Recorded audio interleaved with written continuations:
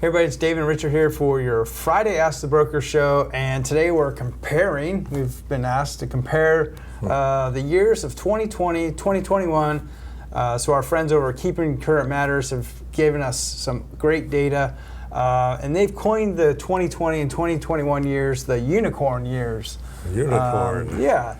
These are probably the once in a lifetime, hard to find again, mythical years of real estate. So let's take a look at where we're at now and some data points compared to those unicorn years of 2020, 2021, and even before then let's see how we're comparing versus 2017, 18, and 19. So the first chart of the day is a home appreciation chart. And as you can see, in 2020, there was 11% appreciation. These are national numbers.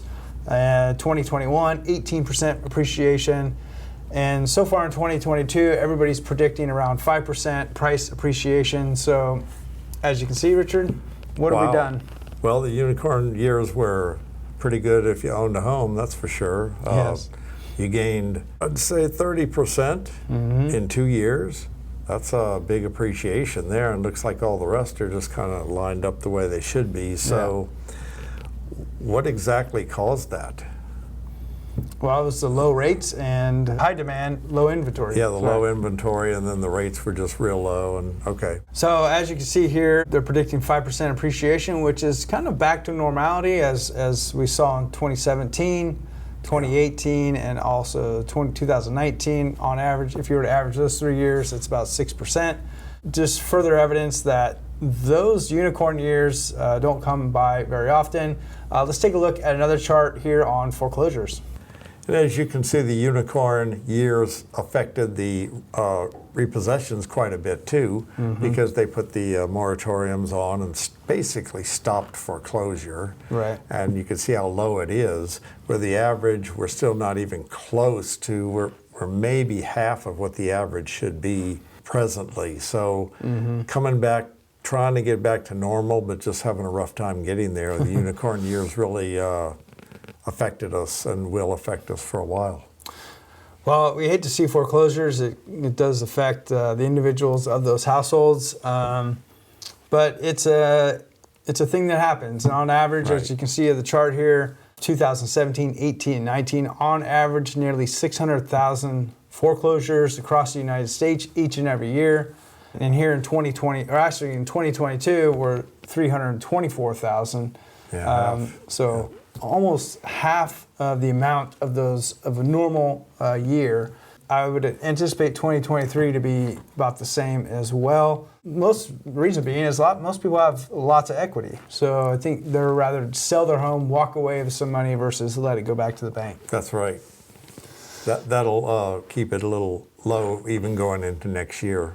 So, and like David said, the average, even at the average, that's still not meaning the repos are going crazy or the market's going to take a drop. That's just what happens throughout the whole country. All right. Next up, let's look at the days on market during those unicorn years and again today. Well, here we go. The unicorn way down there. Yep. 35 and 21 and 30 and 22, creeping back up a little bit. I do think that locally, we're going to see ours start to go back down because of the lack of inventory and that it's become totally a seller's market again. Yeah. So I think that will ease down. But unicorn was a unique critter, that's for sure. Yeah.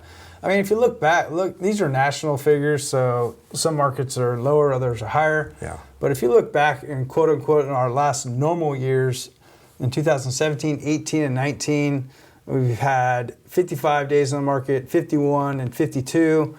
So the point is we are still well below the average days on market numbers nationally. And as Richard alluded to, here even locally, we'll see even faster numbers than that. So sure will. Let's take a look. We have one more chart for you.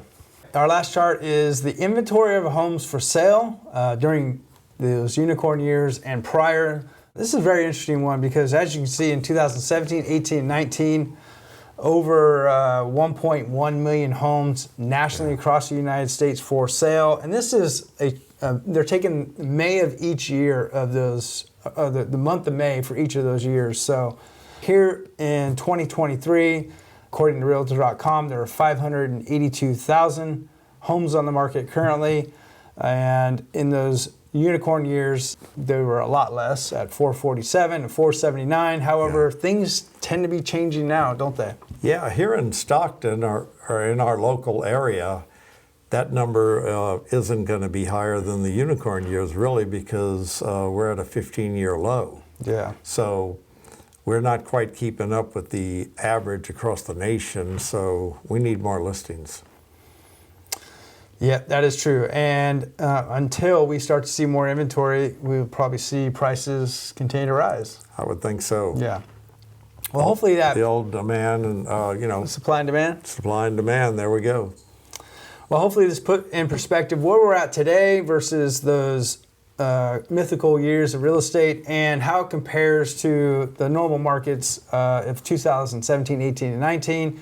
Hopefully it gives you some talking points with your clients as you're out and about. Thanks so much for watching this week's Ask the Broker Show. We'll see you on the next one. Mythical years, that's pretty cool. Yeah.